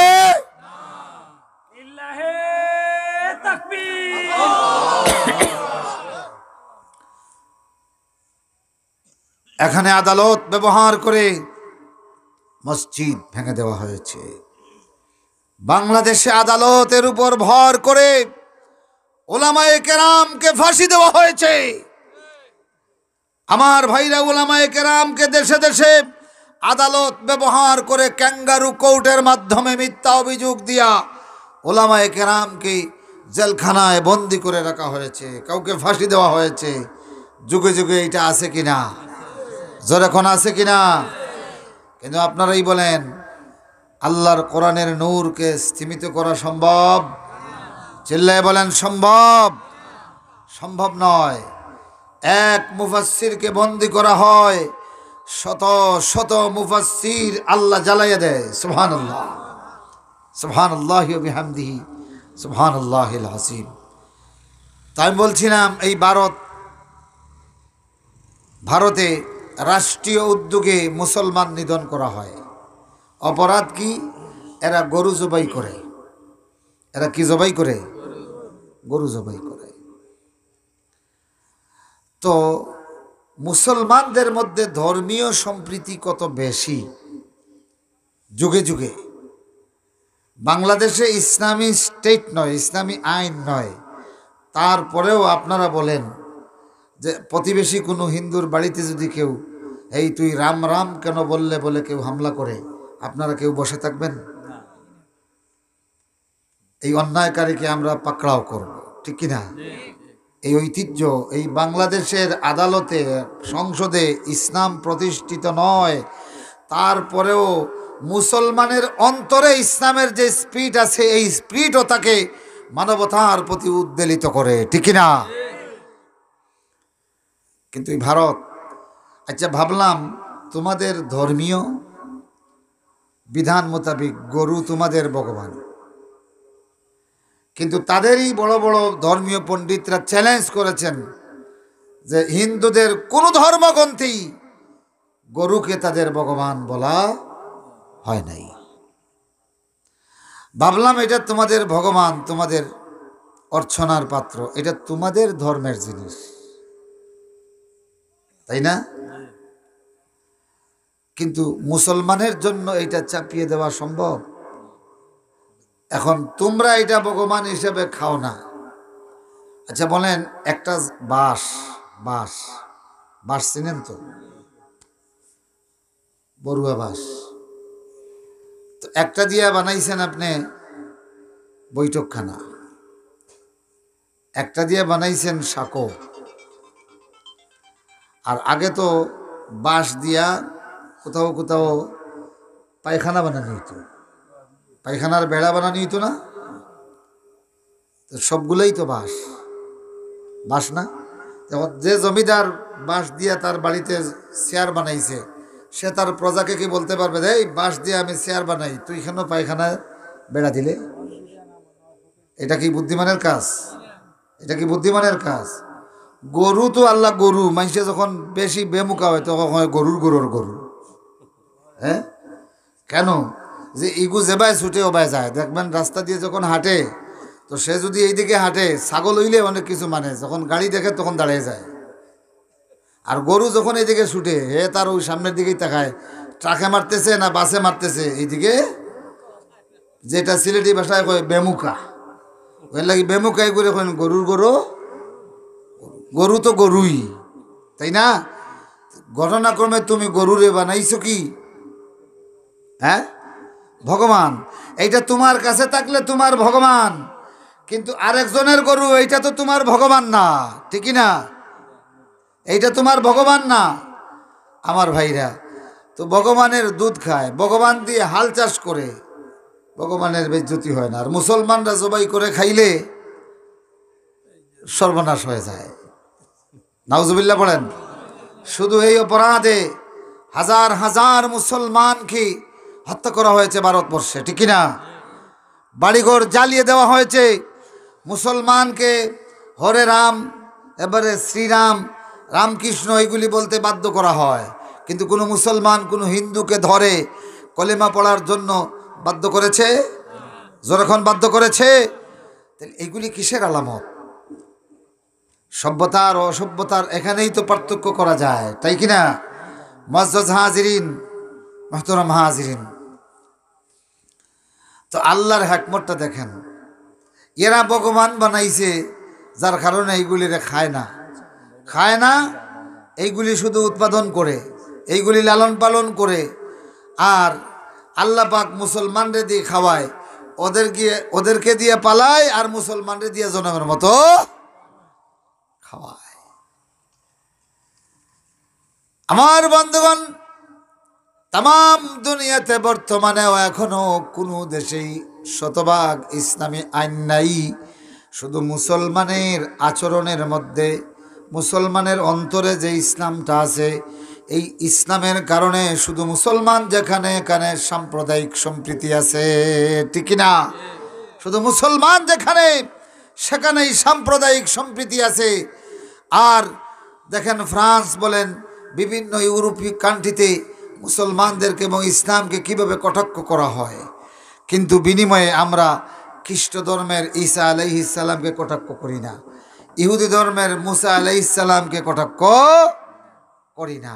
তাইলে এখান থেকেই তো প্রমাণ হয় মুসলমানরাই হলো বিশ্বজনীন, মুসলমানরাই হলো সার্বজনীন, মুসলমানরাই হলো সভ্য, ইসলামই হলো বিশ্বজনীন ধর্ম এবং বিধিবিধান। আল্লাহ রাব্বুল আলামিন এই বিধানের উপর টিকে থাকার তৌফিক আমাদেরকে দান করুন, সকলে পড়ুন আমিন। আমার ভাইরা, আল্লাহ রাব্বুল আলামিন সূরা কলমে আল্লাহ রসুলকে যারা অবমাননা করে কটাক্ষ করে তাদের ব্যাপারে কয়টা আয়াত নাজিল করেছেন? ইন্না রাব্বাকা হুয়া আ'লামু বিমান দাল্লা আন সাবিলিহি ওয়া হুয়া আ'লামু বিল মুহতাদিন। ও নবীজি, নিশ্চিত আপনার রব সবচেয়ে বেশি জানেন কে তার পথ থেকে আউট হয়ে গেছে, বাহির হয়ে গেছে। মক্কার কাফেররাও ভাবতো যে তারা আল্লাহ মানে, তো আল্লাহ মানতে হইলে লাত মানাত উজ্জা এইগুলির তরিকা ছাড়া হয় না। নাউজুবিল্লাহ পড়েন। তো তারা ভাবতো আল্লাহ মানার জন্য লাত মানাত উজ্জার যে তরিকা, এই তরিকা থেকে মুহাম্মদ গুমরা হয়ে গেছেন। নাউজুবিল্লাহ। আল্লাহ বলেন ইন্না রাব্বাকা হুয়া আ'লামু বিমান দাল্লা আন সাবিলিহি ওয়া হুয়া আ'লামু বিল মুহতাদিন। কারা পথ প্রাপ্ত তিনি সবচেয়ে বেশি জানেন। এবার আল্লাহ রসুলকে আল্লাহ রাব্বুল আলামিন সান্ত্বনা দিচ্ছেন। এত বিরোধিতা, এত কটাক্ষ, এত কিছু। ও দুনিয়ার বর্তমান পৃথিবীর মানুষগুলি তখন আল্লাহ রসুলের বিরুদ্ধে ব্যঙ্গ ভাষা ব্যবহার করত। এখন দুনিয়ার কাফেরগুলি ব্যঙ্গ চিত্র করে আল্লাহ তাদের বিরুদ্ধে তামাম দুনিয়ার মুসলমানদেরকে তসল্লি দিচ্ছেন, পথ নির্দেশনা দিচ্ছেন। ওয়ালা তুতি কুল্লা হাল্লাফিম মাহিন। সুবহানাল্লাহ। ওয়ালা তুতি কুল্লা হাল্লাফিম মাহিন। ও নবী, নির্লজ্জ কসম খুরদের তুমি পাত্তা দিও না, এগুলির কথার কোনো পাত্তা তুমি দিও না। এরা তোমাকে পাগল বলে, এরা তোমাকে শাইর বলে, এরা তোমাকে কবি বলে, এরা তোমাকে গণক বলে, এরা তোমাকে জাদুকর বলে, এরা তোমাকে মিথ্যাবাদী বলে। ও নবীজি, এদের প্রচারণাকে তুমি কোনো পাত্তা দিও না। ওয়ালা তুতি কুল্লা হাল্লাফিম মাহিন। এদেরকে আল্লাহ চিহ্নিত করেছেন হাল্লাফ, মাহিন, নির্লজ্জ কসমখোর। এরা বেশি বেশি কসম করে। দেখেন না আমাদের দেশে কিছু নাস্তিক আছে, মাটির কসম করে বলছি মৌলবাদীদেরকে খতম করব, বলে কি বলে না? হ্যাঁ, আল্লাহ বলেন হাল্লাফিম মাহিন, নির্লজ্জ কসম খুরদের এই সমস্ত হম্বিতম্বিরে পাত্তা দিও না। হাম্মাজিম মাশাইম বিনামিম। এদের 2 নম্বর খাসিয়ত আল্লাহ বলতেছেন, এরা মুহাম্মদুর রাসূলুল্লাহকে ব্যঙ্গ শব্দ উচ্চারণ করে আল্লাহ তাদের চরিত্র উন্মোচন করেন। হাম্মাজিম মাশাইম বিনামিম, এরা সামনে এবং পিছনে মানুষের নিন্দা করে। মাশাইম বিনামিম, এবং দুর্নাম রটনা করে বেড়ায়। আল্লাহ 3 নম্বরে বলতেছেন মান্নাইল লিল খাইরি মুতাদিন আসিম, এরা ভালো কাজে বাধাদানকারী, চরম বাধাদানকারী। মান্নাইল লিল খাইর, মানিউন মানে সাধারণ বাধাদানকারী, মান্না মানে 144 দ্বারা জারি করিয়া বাধাদানকারী। বুঝছেন নি? আল্লাহ বলেন এরা ভালো কাজে বাধাদানকারী। মুতাদিন নাসিম, এরা সীমালঙ্ঘনকারী। এরা কি? সীমালঙ্ঘনকারী। আসিম, সর্বোপরি এরা পাপিষ্ঠ। উতুল্লিম বাদা যালিকা জানিম, এরা রক্ষটা সন্ত্রাসী। উতুল্লিম বাদা যালিকা জানিম, সর্বোপরি এরা জ্বর কাটা জারজ। নাউজুবিল্লাহ পড়েন। এটা ওলীদ ইবনে মুগীরার চরিত্র আল্লাহ উন্মোচন করেছেন। কেন? ওলীদ ইবনে মুগীরা, তার উপাধি ছিল ওয়াহিদ ইবনুল ওয়াহিদ, এককের ঘরের একক। মুগীরার ছেলে ওলীদ, মনে রাখবেন, মুগীরার ছেলে ওলীদ, এই হলো ওলীদ ইবনু মুগীরা। তো সে যেমন পণ্ডিত ছিল, বুদ্ধিমান ছিল, সম্পদও ছিল বিশাল, এত বিশাল সম্পদের মালিক মক্কায় আর দ্বিতীয় জন ছিল না। জ্ঞানে গুণে বুদ্ধিতে সম্পদে বাকি থাকলো লাঠি। তার 18টা ছেলে ছিল। কয়টা ছেলে? 18 জন পুত্র সন্তান। তো তখন যার পুত্র বেশি তরবারি তার বেশি, তখন দাপট ছিল তার কি বেশি। শক্তির দিক থেকে, বুদ্ধির দিক থেকে, সম্পদের দিক থেকে, জ্ঞানের দিক থেকে, সব দিক থেকে মক্কায় তার কোনো মিসাল ছিল না। এই জন্য তাকে বলা হতো ওয়াহিদ ইবনুল ওয়াহিদ। কিন্তু একটা কথা তলে তলে প্রচলিত ছিল যে এটা জারজ। এটা কি? মগিরার বিয়ার আগর ফুয়া। কথা বুঝছেন নি? এরা বর্তমান পৃথিবীতেও কিছু বড় বড় মানুষের ব্যাপারে এইরকম কথা তলে তলে প্রচলিত আছে না? কথা বলেন না? গুড়ি তু খাইলে গিয়া নানা বাড়ি ফাওয়া যায় না, ফাওয়া দাইলে দেখা যায় দাস মালিওতা। আমার ভাইরা, আল্লাহর সঙ্গে বাড়াবাড়ি করিও না। বেশি বাড়াবাড়ি করলে আল্লাহ যা উঠাইয়া দিবে দুনিয়ার মানুষ তা উঠাতে পারবে না। আমার ভাইরা, ওলীদ ইবনু মুগিরা, মুগিরার ছেলে ওলীদ, প্রথম থেকে একটা কথা প্রচলিত ছিল যে এটা ওলীদের মারে বিয়া করার আগে মুগিরার সন্তান ওলীদের জন্ম। তো এটা বৈধ না অবৈধ? বৈধ। অবৈধ। এই ওলীদ যখন যৌবনে পদার্পণ করলো, ব্যবসা বাণিজ্য করিয়া বিশাল বিত্ত বৈভব, নাম ডাক চতুর্দিকে, বিশাল নেতা, এখন আর মুগিরায় হয় না আমি আগে গোপনে বিয়া করলিছিলাম। গোপনে ফুয়া তো বড় হয়ে গেছে নানি, সম্পদে, অর্থে, বৃত্তে, সব দিক থেকে। এখন আর ও ফুয়াও তার আসল ফুয়া, কিন্তু মূলত এটা তার বিয়ার ওলীদর মারে বিয়া করার আগেই ওলীদর জন্ম হয়ে গেছে। যাই হোক, মুগিরাও নেতা ছিল, ওলীদও নেতা। তো বড় লোক হইলে যাচ্ছেন নানি, বড় গর্জনাওয়ালা ওগুলোর আই বইলেও মাইসে হলতা হয় না। সমাজে প্রচলিত ছিল মুগিরা বিয়ার আগের ছেলে ওলীদ। আল্লাহ রাব্বুল আলামিন কোরআন নাজিল করলেন, নতুল্লিম বাদা যালিকা জানিম। সর্বোপরি এইটা জড়কাটা জারজ। মক্কার সাধারণ কাফিরগুলি মুহাম্মদুর রাসূলুল্লাহকে নবী মানে না, আল্লাহর কোরআনের প্রতি আল্লাহর বাণী হিসাবে বিশ্বাস করে না। কিন্তু যখন এই আয়াত নাজিল হলো, সমস্ত মক্কা জুড়িয়া প্রকাশ হইয়া গেল, তাইলে তো কথা ঠিক, ওলীদ মুগিরার বিয়ার আগর ফুয়া। সুবহানাল্লাহ কইনা? চিল্লায় বলেন সুবহানাল্লাহ। আল্লাহ মানে না। আল্লাহর আকাশে যখন পূর্ণিমার চাঁদ ওঠে, যে কবি আল্লাহ মানে না, কিন্তু আল্লাহর পূর্ণিমার চাঁদের সৌন্দর্য নিয়ে কবিতা লেখা লাগে, ঠিক না?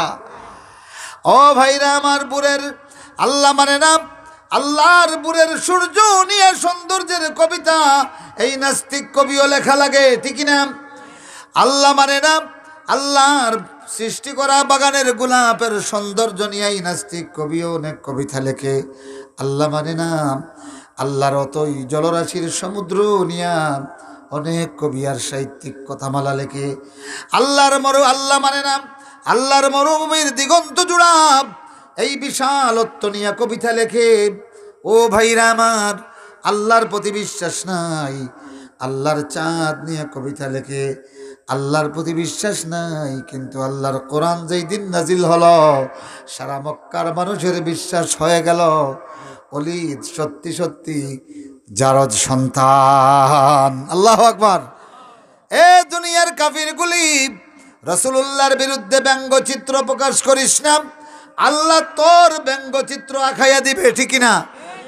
এর বর্তমান উদাহরণ হলো ফ্রান্সের এই এমানুয়েল ম্যাক্রো, ঠিক না? এমানুয়েল ম্যাক্রো বলেছিল যে এটা বাক স্বাধীনতা, ইসলাম নাকি সন্ত্রাসের মডেল, নাউজুবিল্লাহ। ইসলামের ব্যাপারে এই ব্যঙ্গচিত্র অব্যাহত থাকুক। এখন সুর নরম হইছে, আলহামদুলিল্লাহ পড়েন। আরো জোরে কোন আলহামদুলিল্লাহ। শুধু মুসলমান নয়, সারা দুনিয়ার মানবতাবাদী মানুষের অন্তরে আল্লাহ এই ম্যাক্রো এমানুয়েল ম্যাক্রোকে আল্লাহ বক্র বানাইয়া দিয়েছেন, আলহামদুলিল্লাহ পড়েন। আরো জোরে কোন আলহামদুলিল্লাহ।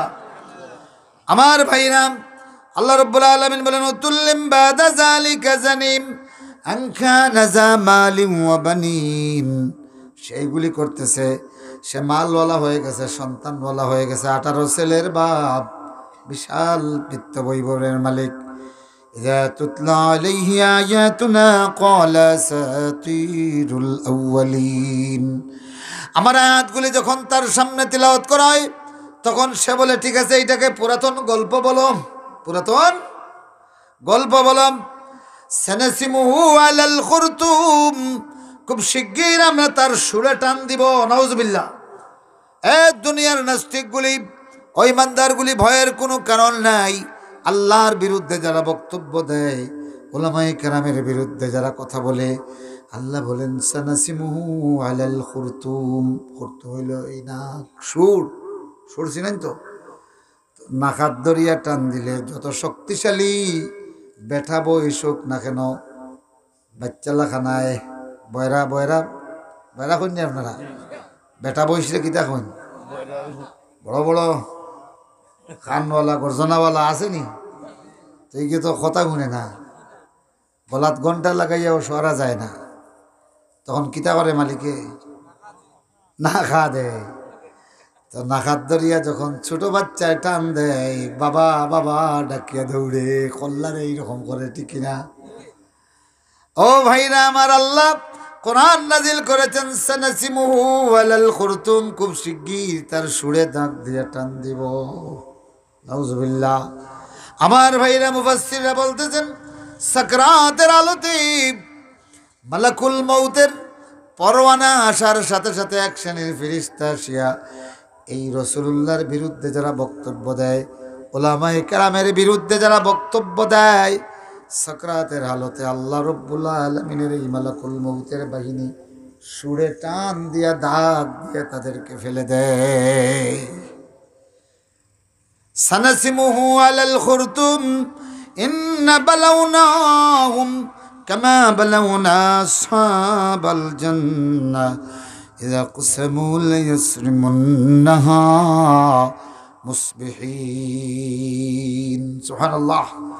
আল্লাহ পাকে ওয়াজ রে এখন আগুন মাইয়া খেতো আনি দিছেন, আগুন মাইয়া খেত, আমিও তো আইছি। আচ্ছা বলেন তো দেখি, এই যে বিশাল উৎপাদন, জমির মালিক আপনি, কিন্তু এই জমিতে ফসলের যে সমারোহ, এটা কে দেন? আল্লাহ। সূরা জারিয়াত আল্লাহ বলতেছেন, আফরাইতুম মা তাহরুসুন আনতুম তাজরাউনহু আম নাহনুজ জারিউন লাউ নাশাউ লাজআলনাহু হুতামান ফাযালতুম তাফাক্কাহুন ইন্না লামুগরামুন বাল নাহনু মাহরুমুন। এইরকম পাকা ফসল আল্লাহ পোকা দিয়া খাওয়ানোর নজির আছে কিনা? বলেন আছে কিনা? আছে। ফসলকে আল্লাহ পাকা, মৌয়া ফুক একটা আছে, দেখছেন না? এটা কি খুব মোটা, হেলিকপ্টারের মতো, ছোট পিপিলিকার মতো, কিন্তু যে পাতা দিয়া যায় এমন গ্যাস আল্লাহ তার সিলিন্ডারে রাখছে, যেদিকে গ্যাস স্প্রে করে সেই দিকে মাথা থেকে পা পর্যন্ত ফসল শেষ হয়ে যায়। ধানের শীষ আসছে, একটা পোকা মাত্র শিকড়ে দাঁড়াইয়া গ্যাস স্প্রে করছে, সমস্ত শীষ এখন আর দানা নাই, সুসা চিটা হয়ে যায় না? তা আল্লাহর এইরকম মৌয়া ফুকের অভাব আসেনি? কথা বলেন না, মৌয়া ফুকের অভাব আসেনি? তো বলবেন যে মৌয়া ফুক তো নাই, আল্লাহর কুত্তি ফুকের অভাব আসেনি? হ্যাঁ, কথা বলেন না, সুবহানাল্লাহি ওয়া বিহামদিহি, সুবহানাল্লাহিল আযীম। আল্লাহ বলেন, ইন্না বালাউনাহুম কামা বালাউনা আসহাবাল জান্নাহ ইযা আকসামু লায়াসরিমুন্নাহা মুসবিহিন। আমরা তাদেরকে পরীক্ষা করব যেভাবে বাগানের মালিকদেরকে পরীক্ষা করেছিলাম। সে একটা অতীতের ইতিহাস, এক নেককার লোক ছিলেন, খুবই নেককার। আল্লাহ পাক তার উন্নত একটা বাগান দিয়েছিল, তার চেয়ে আরো বড় বড় জমিদার ছিল, কিন্তু তার বাগানের বৈশিষ্ট্য ছিল তিনি উৎপাদন হওয়ার পরে বাগানের ফসল কাটার আগে আগে মাসাকিনদেরকে দাওয়াত দিতেন। দাওয়াত দিয়ে নিয়ে গিয়ে তাদের নির্ধারিত একটা অংশ, মনে করেন 10 ভাগের 1 ভাগ, তো তিনি বলতেন যে এই বাগানের 10 ভাগের 1 ভাগ তোমাদের, যে অংশ থেকে তোমরা পছন্দ করে আগে তোমরা নেও, তারপরে আমি কাটবো। আলহামদুলিল্লাহ। তো আল্লাহ পাক এই ভদ্রলোকের বাগানে এত বেশি বরকত দিতেন, সুবহানাল্লাহ। এমন ফসল, এমন ফল আশেপাশে তার চেয়ে ডবল বাগানওয়ালাদেরও হতো না। অন্যের ডবল বাগানে যা হতো তার চেয়ে বেশি বেশি আল্লাহ পাক তাকে দিতেন। কারণ কি? কারণ সে বরকতের দুয়ার খুলে দিয়েছে, সুবহানাল্লাহ।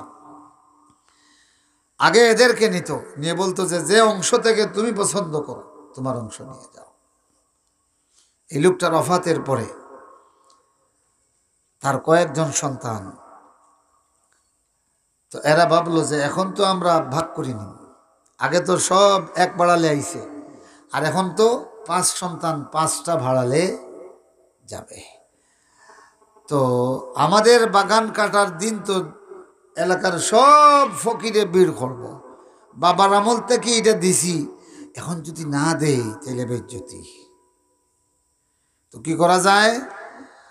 তারা বলল এক কাজ করা যাক, রাতে গোপনে কাটিয়া আমাদের ফসল আমরা বাড়িতে নিয়ে আসবো। বস আর মিসকিনরা গেল না, আর অসম্মানও হলো না। কত বুদ্ধি করছে না? তো এর মধ্যে একজন, সে কলাউসাতুহুম আলাম আকুল লাকুম লাউলা তুসাব্বিহুন, তাদের এক ভাই, সে বলল শোনো, আল্লাহর পবিত্রতা, আল্লাহর তসবিহ তোমরা ভুলে যাইও না। বাবা যেই কাজ করতেন এটা আল্লাহর শুকরিয়া আদায় করে করতেন, খবরদার এটা ভুলে যাইও না। মাসাকিনরা চলে যাবে, এদেরকে দেওয়া লাগবে, এই বয়ে রাতের অন্ধকারে কাটবে, আমার এটা পছন্দ হচ্ছে না, এটা আল্লাহর না শুকরিয়া হবে। তারা বলল তুই তা বুঝাইতে না বেটা, তোরা মাসাত পড়াইয়া সর্বনাশ করছি। ইলা আছে নাকি 5 ভাই, একজনে মাসায় পড়িয়া একটু কয় উসর দেবে, বাবা এক কাম করছে করে মাসাত দিয়ে যা নষ্ট হয়েছে। হ্যাঁ, ব্যবসা বাণিজ্য আজকাল 6 না করলে হয়নি, এগিয়ে দেয় না। আমার ভাইরা, তাদের মধ্যপন্থী উত্তম যেই সন্তানটা বলল ফালাউলা তুসাব্বিহুন, ফসল কাটবা কিন্তু আল্লাহর তসবিহটা ভুলে যাইও না। সুবহানাল্লাহ। আল্লাহ বলেন আমি পরীক্ষায় ফেলে দিলাম। ইযাকসামু লায়াসরিমুন্নাহা মুসবিহিন, তারা কসম করলো ভোরবেলা অন্ধকার থাকতে থাকতে আমরা ফসল কেটে ফেলবো। আল্লাহর প্রশংসা ভুলে গেল, আল্লাহর নিয়ামতের কথা ভুলে গেলাম। ফাতাফা আলাইহা তাইফুম মির রাব্বিকা ওয়া হুম নাইমুন, এরা যখন গোপনে পরামর্শ করলো সকাল সকাল গিয়া ফসল কাটবো, সকালে যাবার আগে আল্লাহর পক্ষ থেকে একটা তয়ফ আল্লাহ পাঠাইয়া দিলেন, একটা তুফান পাঠাইয়া দিলেন, একটা ঘূর্ণিঝড় পাঠাইয়া দিলেন। ওই ঘূর্ণিঝড় একটা তওয়াফ করলো, সকালবেলা ফসল কাটতে গিয়া ফসল নাই, আছে নেরা, আছে কি فأصبحت كالصريم فتنادوا مصبحين أن اغدوا على حرثكم إن كنتم صارمين। এদিকে সকালবেলা উঠে বলতেছে, আসো এই বড় মিয়া, ছোট মিয়া, মাধ্যম মিয়া, আসো আসো, ফসলটা যদি নিরাপদে কাটতে চাও, নিরুপদ্রবভাবে কাটতে চাও, ফকির মিসকিনের উপদ্রব মুক্ত কাটতে চাও, চলে আসো। ফান্তালাকুম ইয়াতাগাফাতুন আল্লা ইয়াদখুলান্নাহাল ইয়াওমা আলাইকুম মিসকিন। আজকে সকালবেলা কাটতেছি, যার কারণে অবশ্যই অবশ্যই কোনো মিসকিন আজকে আমাদের বাগানে ঢুকতে পারবে না। ও দুনিয়ার ধনীওয়ালা, ও দুনিয়ার দৌলতমন গুলি রে, মিসকিন আইলে কয় দরজা লাগা, দরজা লাগা, মিসকিনে দেখলে আমার ডিট লাগবো, ঠিক না? আল্লাহ ইয়াদখুলান্নাহাল ইয়াওমা আলাইকুম মিসকিন। দুই দিকে মিসকিনের দুয়ার বন্ধ করবে, আল্লাহ আসমানের তওয়াফকারী তোর জমিনে পাঠাইয়া দিবে। নাউজুবিল্লাহ। وغدوا على حرد قادرين فلما رأوها قالوا إنا لضالون بل نحن محرومون।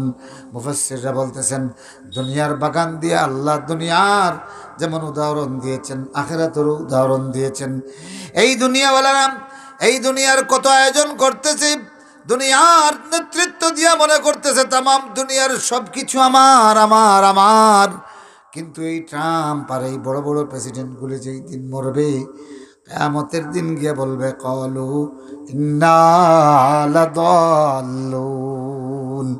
যা আয়োজন করলাম, যা কামাই করলাম, যা নেতৃত্ব দিলাম, যা ষড়যন্ত্র করিয়া দুনিয়ার মানুষকে বোকা বানাইলাম, দুনিয়ার মানুষের দরিদ্রদের খাদ্য লুণ্ঠন করিয়া নিজের দেশ ধনী বানাইলাম, এখন দেখি একটা ঝড়, মৌত নামক ঝড়ে আমার সব লণ্ডভণ্ড হয়ে গেছে। ইন্না লাদাল্লুন।